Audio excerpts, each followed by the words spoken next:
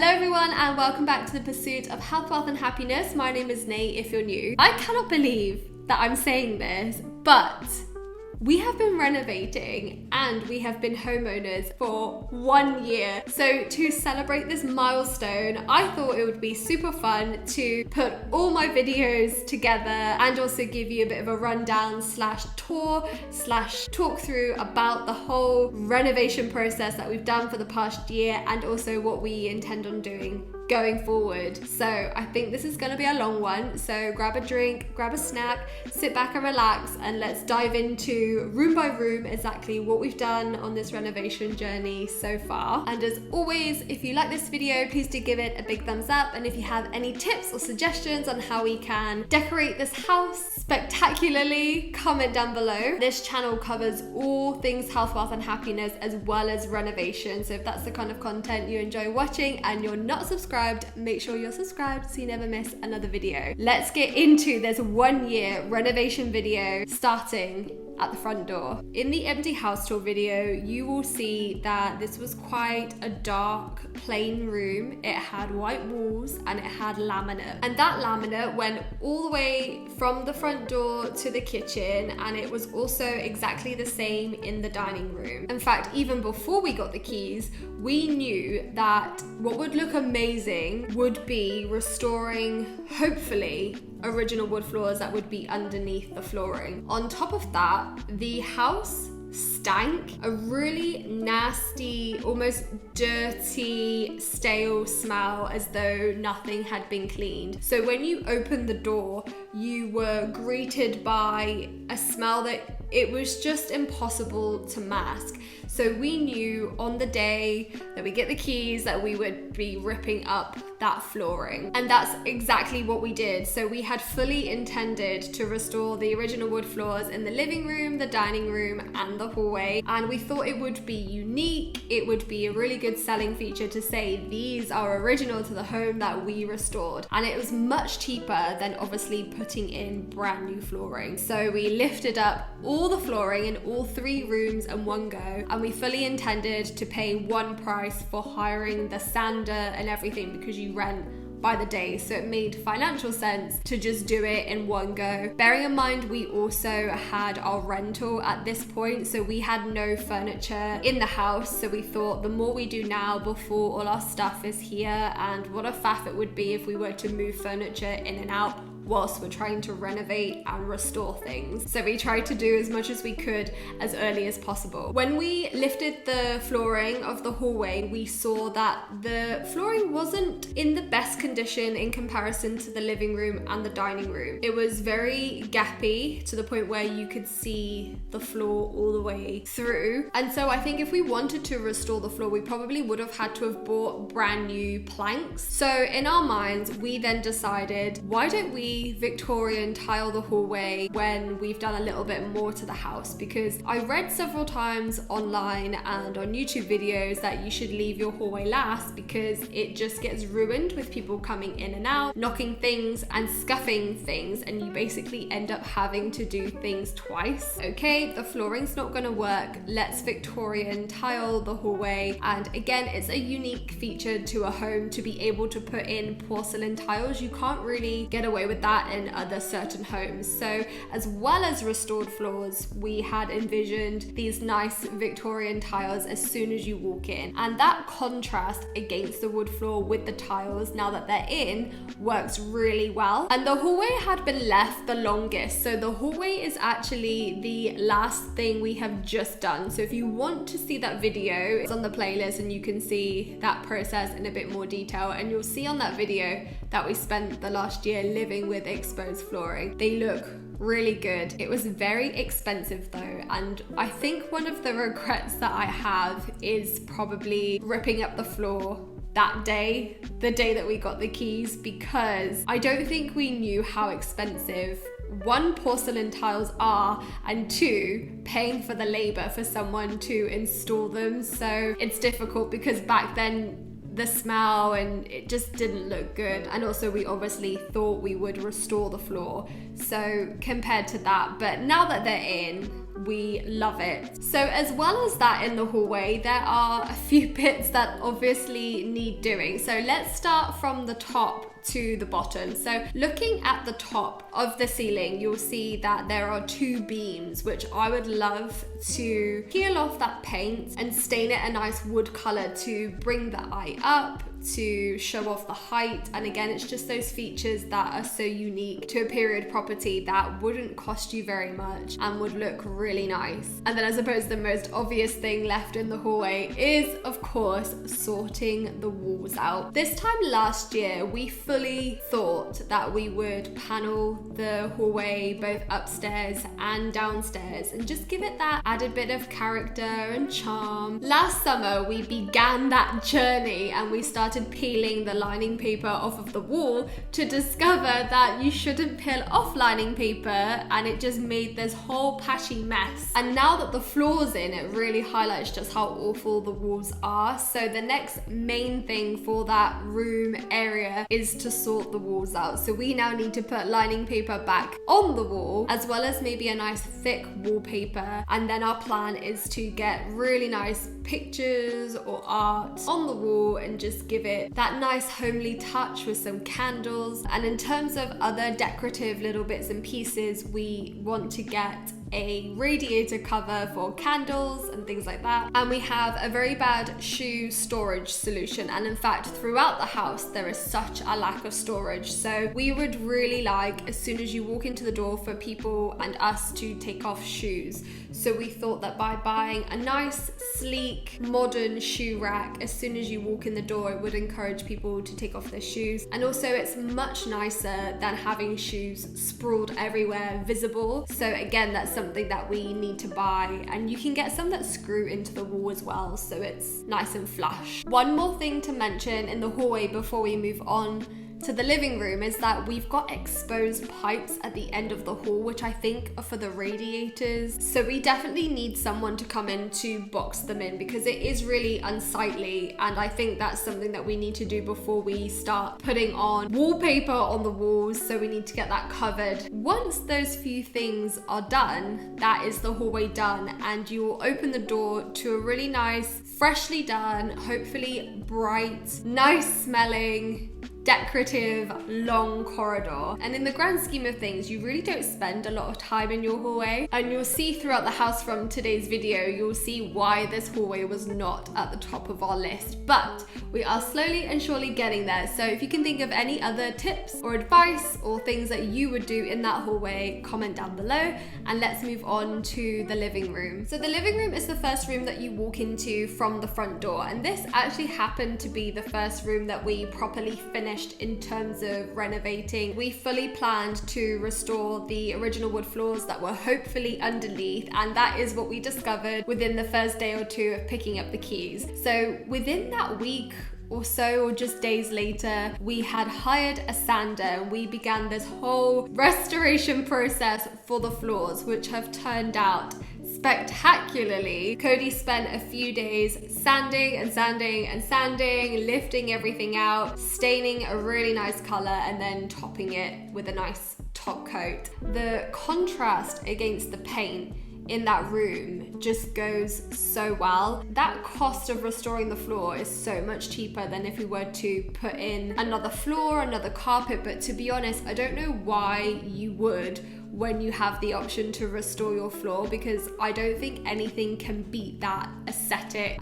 conversation starter, unique appeal to a home. Imagine selling this house and then saying, we restored these original wood floors. This is unique to this Victorian property. And then aside from the floor, the main other decorative thing that we did is, of course, paint the room. So prior, when we moved in, it was just plain boring white walls, which we obviously were not keeping. So we chose to go with Farrow & Ball's French Grey, and this color works so well in a living room. And I really like how the color changes depending on the time of day or the light. So sometimes it looks green, sometimes it looks gray. So we spent a couple of days painting a couple of coats, and also decided that we wanted to add some paneling detail to the top of the wall to break up that color. Something really simple and elegant that just elevates the room, gives it a bit of character, and just breaks up blocky green colors in that instance. And in terms of renovation, that was that room done, and it was something that, especially when you're new to renovating, that was really easy to work with, and it was a really nice positive start. And then we eventually got on to furnishing and slowly decorating the living room, which there is still a bit left to do in terms of the final touches, but we of course had to buy new sofas, which were not cheap, and we have this bay window at the front which has 4 windows that needed blinds, and we looked at buying shutters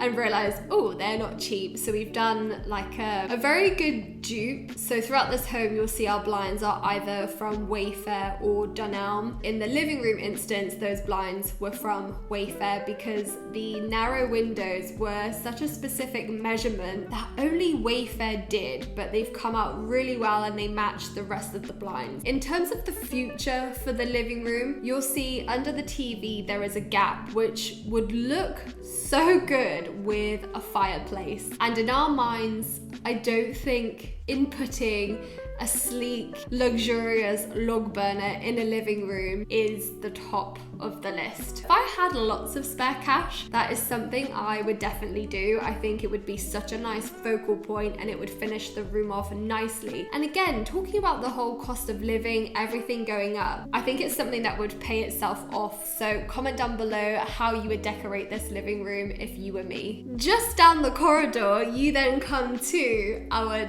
dining room. We basically mirrored the living room and the dining room together, which I don't know if we really thought about it consciously to make sure that they were identical, but I think we just liked how they were both turning out, and it just made sense that there was some symmetry or similarities between the 2 main rooms downstairs. Exactly the same as the living room, we restored the floors in here, which again were in really good condition. We just decided to paint a little bit darker because we knew that we were going to paint this room darker too. And as you can see, we decided to paint this dining room a dark blue. I knew in my mind I wanted a dark blue. We decided on Farrow and Ball Hague blue. With both the living room and the dining room, we tried a number of price points, different brands, but Farrow and Ball paint just stands out an absolute mile. So we decided with Farrow and Ball Hague blue, and we love this color. And again, similarly to the Farrow and Ball French grey, depending on the time of day or where you are, you can see even in this video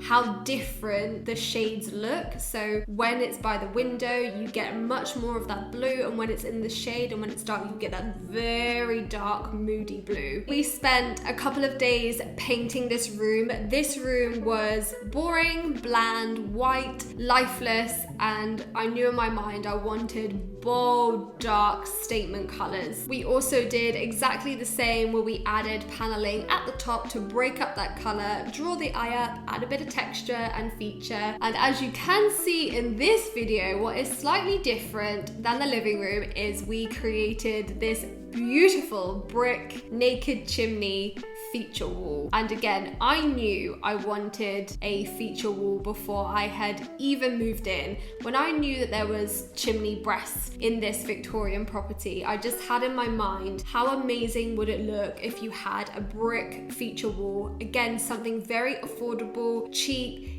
easy to do relatively, and again, we've got a video on how to do a naked chimney feature wall, so if that's something that you want to do, if you're curious, go ahead and check out the video and we talk through exactly what we did. It was so easy. The only thing that was a challenge is basically not through any fault of our own. The bricks did not go all the way down as we had expected, so we had to think of some innovative, creative, but aesthetic way to still be able to do the naked chimney, but also be in keeping with the room. And it was Cody who came up with the idea of adding plasterboard to the bottom half and having that half-half feature. I love it. It's so unique. It's really nice when you're on the table, sitting around eating, and of course, as you guys know, this is the background to my YouTube video, so I spend a lot of time in here. And I guess going forward, those were the main sort of decorative renovation things that we did in this room. And then it was a case of decorating, and we still do need to do decorating. So again, we bought new blinds, and I knew in my mind,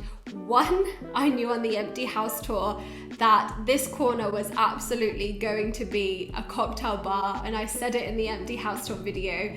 And it's so nice to actually see this come to life a year later, that it's a fully functioning home bar. I mean, bar carts are good, but to have your own entire bar corner just gives that added level of luxury, and it's functional. And slowly but surely, I've been decorating my cocktail bar with books, with drinks, with lights, and all the actual functional things that you do need to actually make cocktails. So I absolutely love it. And in terms of decorating as well, it just looks so nice. And I know that if I walked into a house that was for sale and I was interested in buying, and I saw that there was a home cocktail bar, that would be a very good selling point. And moving to the other side of the chimney, this is my workstation. So I actually created this standing desk by buying the mechanical contraption from Amazon. So affordable. I just refused to pay hundreds and hundreds of pounds for a standing desk. So I thought, is there a way that I can make one myself? My parents had given us their old wood. So this is oak that was from their kitchen that they restored or revamped, and it was basically spare.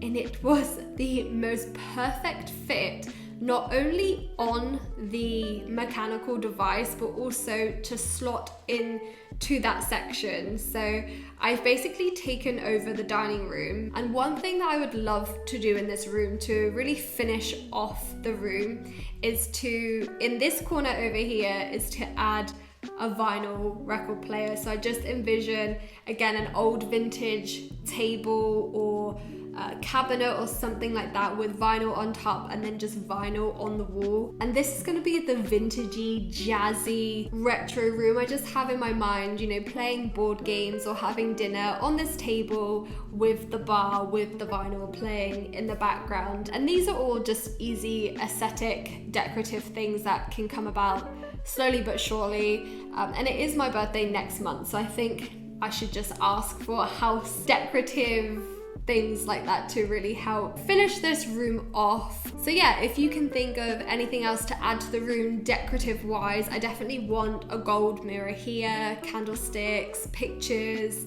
my vinyl, my bar stools. There is a table I have my eye on, and it's an actual wood table that's handmade in Bristol, but all in good time. So yeah, comment down below what else you would do in this room. So as for the rest of downstairs, it gets progressively worse, and it will be really quick to talk through because we've basically done absolutely nothing. So the kitchen, as you can see, is an extension of the house. I think it's about 30 years old. I don't think it's been touched for years. Off of the back of the kitchen, you'll see that there is what would be an old bathroom / utility room that again has not been touched for quite some time. And we're a bit torn with what to do down here, because this time last year we would have said that, oh, that's easy, we'll knock down the wall and create a giant long kitchen with double doors at the end, a nice downstairs toilet and a sink. However, the cost of that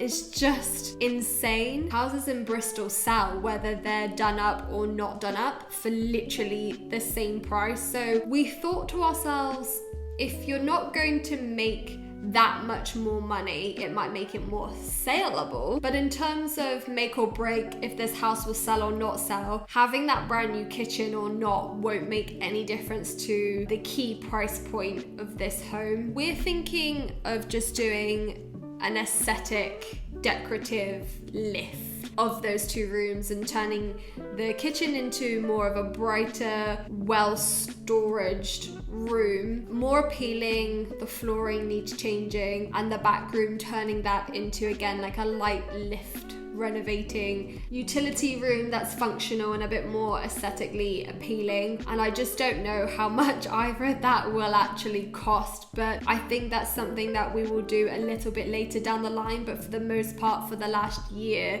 we've been living with it as it is, which has been quite difficult in terms of a lack of storage, wanting to cook. And of course, that back room behind the kitchen is essentially unusable, and it's such a waste of space. It's a full, decent sized room, but at this moment in time, we've obviously been focusing on things that we can afford and can do just with our own hands. So that's downstairs, really. Let's now move to the stairs and upstairs. So starting with the stairs, when we moved in, the stairs were such an ugly dark blue carpet. That was pretty much, again, one of the first things that we did, as well as get rid of the flooring downstairs. Our initial thought was to have a runner with those nice bars that make things look, again, more elevated, luxurious, a little bit of attention to detail. So we went carpet shopping around and discovered that the bars alone were hundreds of pounds, and second of all, added no functional value to the carpet. So we thought for some reason that it tucked the carpet in and held it in place, but they were completely decorative only. So you'll see from the video that we've just gone for a plain neutral color. We painted the stairs. It's a staircase, you spend barely any time on it, just go for something neutral, bearing in mind that downstairs has no carpet, so we thought that upstairs should be pretty carpeted to have that warmth, and it's nice under your foot as well. And you'll see as well the walls are still plain, it's still covered in the lining paper that's the same as the hallway. In my mind, I envision the same wallpaper probably as downstairs as up the stairs, and maybe even the landing, because it's all seamless and flows through, so it would look a bit odd to have a completely different wallpaper downstairs, completely different paper on the stairs, and then completely different paper upstairs. So I think it makes sense to have one very classic, easy wallpaper that will work in all those three spaces. But for the stairs, I definitely do envision a gallery wall going up. I really love when people do that, a mixture between maybe vintagey pieces and your own pieces and maybe some art. And one thing that definitely does need doing on the staircase is the banister doesn't go all the way to the top and the bottom, which is really weird because you hold on to it going down or up and then it just stops. So I don't know how much banisters are, but certainly if they are affordable, or maybe I can find one secondhand, I definitely want to change the banister. And it's also very chunky, so I think a nice sleek modern one, and it's little things like that that I think really elevate the space. But yeah, as far as the staircase goes, that's all I have to say on that.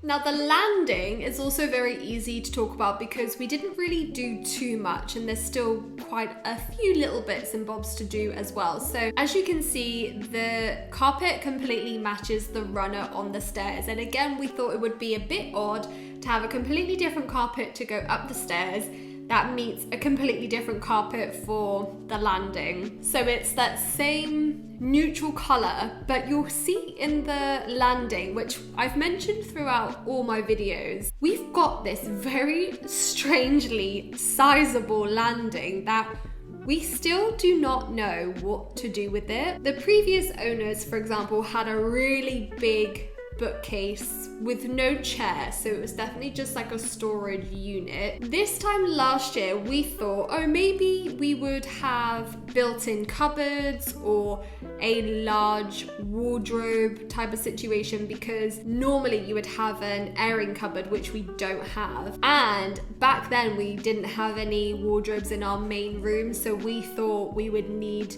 much more space for suitcases, for big winter coats. We do have an under the stairs cupboard, which is completely out of use at the moment because we're using it as our tools dumping room. But I can imagine over time, when we're done with the equipment, we might turn that into a decent storage cloakroom for coats, for big things that you want to hide, as well as shoes, as well as the shoe rack in our hallway. So in one mind we thought, why would we spend hundreds of pounds paying for wardrobes and things that we probably can't take with us in the hallway when we actually have that understairs cupboard that could be properly functional in a few months' time. And as the years gone on, we really haven't felt a need to have wardrobes, so we ended up buying a big triple wardrobe for our master room, and in time we'll also buy a bed that probably has storage underneath too. So I don't know if we would actually need that additional space of a wardrobe, because we don't really have anything to store in it. It's just that aesthetically it does look quite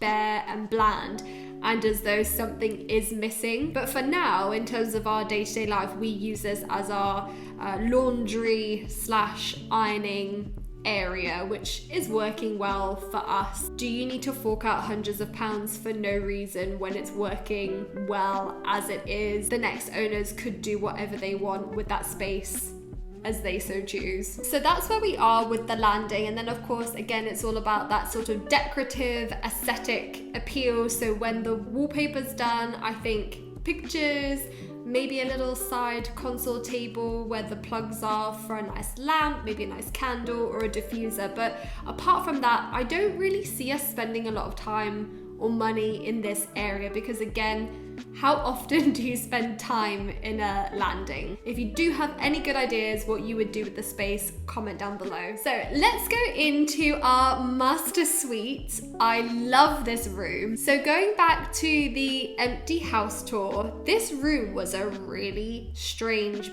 burgundy, orangey, reddy color, which I just absolutely hated. My dad actually came round and we painted the room white just to have a blank canvas to work with. Prior to that, as you'll see, the floor is very different, and there is a story to the floor, which again, if you've not seen the previous videos on the playlist, you won't know. Remember when I said we restored the original wood floors downstairs? In my mind, back then, this time last year, I thought an exposed naked chimney feature would look amazing in a master suite, and second of all, so would original wood floors. Bearing in mind this is a very sizable main room, that I think the master room does need to have that appeal, and it's somewhere where you do spend a fair amount of your time. I took it upon myself to not only start chiseling the chimney to start creating that feature wall, but I also ripped up the perfectly good carpet that was in the master room. It's just that I didn't check the floorboards first and just ripped the entire thing up before realizing the flooring was not good enough to be restored.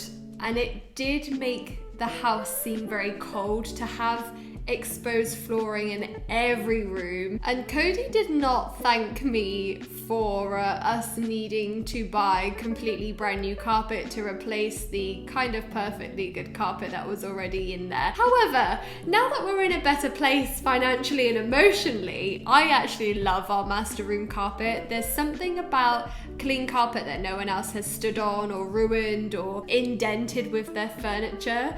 And against our white furniture, the beige light carpet with the sunlight that comes in through the windows looks really nice. It's just that at the time, as I mentioned, we were doing a lot at one time, so it just seemed like I created another problem on top of many problems that we had all at once when you're only working to a little small budget. So yeah, Cody wasn't my friend at that time. And then just to talk about the chimney, because we then replaced the carpet, it looked really weird to have brick against carpet. It just doesn't work well. So we completely mirrored this situation. We've got the plasterboard up. We need to get the beam, and then I would really like to give that room a good pop of color. I just think white is just so boring. As you can see, I really like the master room, and I just think it does need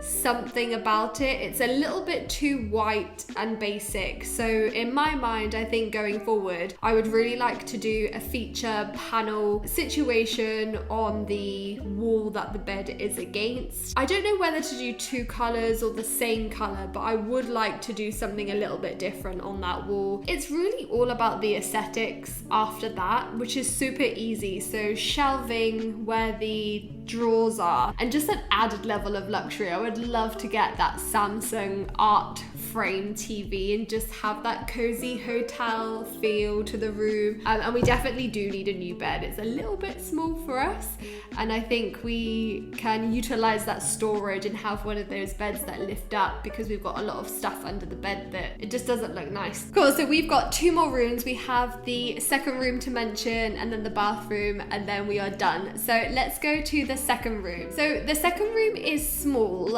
and when we first moved in, we thought that in our minds, we thought it was bigger than it was. So we envisioned Cody's workroom, guitar teaching room, combined with a general spare room and also a guest room for people who were going to come and stay with us all the time, which did not happen. We then later bought off of Gumtree that Haru bed that's popular, that folds out and then turns back into a sofa. But then we realized it was taking up so much space and no one stayed more than once or twice a year. So in the end, we just thought Cody can have that room for his work and his guitar teaching. So now it's a bit of a man cave. I painted it very quickly when we had the Farrow & Ball French grey paint left over. We had actually enough paint to completely paint that room twice, which Cody said he doesn't like that colour in there. So I don't know if he'll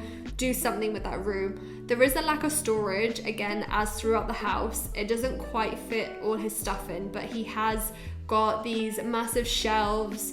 I think he should put his guitars on the walls and some other nice sort of decorative things, because at the moment he's kind of just squished in there and he hasn't really given much thought to aesthetics or storage. But what do I care? I don't really go in there. So I don't have much to say on that room. So let's move on to the final room, which is the bathroom. So ending on the bathroom. Now, this is a very sizable, long bathroom, which we have done absolutely nothing to, apart from a few months or so after we moved in, we bought some extra storage units because there were so many gaps and spaces in the room. And again, such a lack of storage in the house. So we just bought this set from Amazon, put it together and put it in, and it just makes it look a little bit more modern and clean. But again, it's a boring white bathroom, white suite, white tiles, white walls, and that's really easy to fix. So going forward, I don't think we will bother putting in a brand new suite. This house and that bathroom is going to sell whether you put in a brand new several £1,000s worth of bathroom in or not. And equally, it would be appealing to someone to do their own bathroom how they like it. I think in terms of renovating and decorating, I think it's going to be purely aesthetic in that room. I'm completely open to buying a new floor. It's just lining or lino flooring, is that what it's called? That's super easy. I would like to paint that room, and then again, I think just really basic things like shelves. And apart from that, I don't see that being very expensive. I don't see it being very timely, and I don't see it being anything more than that, because I don't see the point. We are not going to be here for, it's difficult to say, but I don't see us being here for more than 1 to 2 years. It depends how the whole housing, cost of living, financial crisis or no crisis goes. We're very lucky with the mortgage that we got. We tied in a really good deal at 5 years, so we've got 4 years left, and I don't see the point in ruining that good deal. If you're only staying in a house for 1 to 3 years, is it worth shelling out thousands of pounds on kitchens and bathrooms? Not sure about that. Oh my goodness, and that is all the rooms done, isn't it? So well done if you made it this far. That was a very long video, but I hope you enjoyed this video, and I hope you enjoyed seeing